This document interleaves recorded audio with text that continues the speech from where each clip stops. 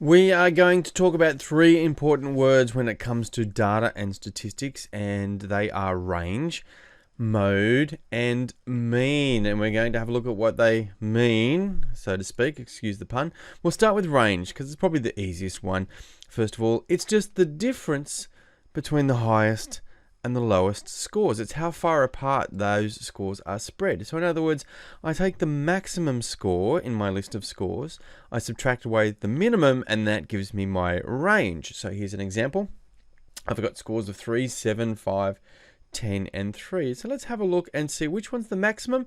It's this one. The score of 10 in that list is the biggest, or my maximum score.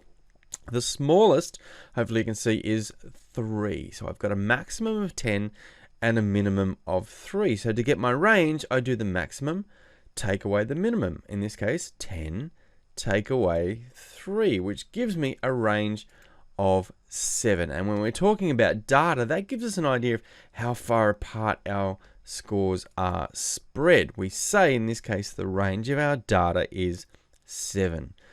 Now, what about the mode? Okay, if range was the difference between the highest and the lowest, mode is the score that happens most frequently. It's the most frequent score. And I like to remember as mode is the most.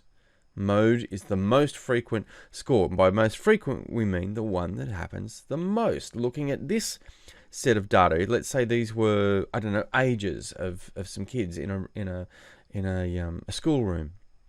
Okay. So I'm looking at this data and I can see there's one score that happens twice.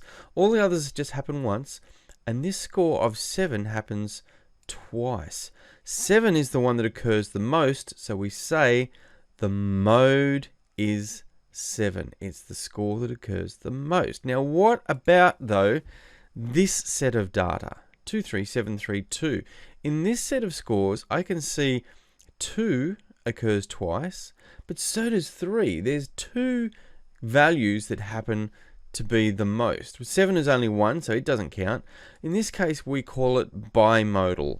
Bi meaning 2, just like a bicycle has 2 wheels, or a biplane has 2 wings.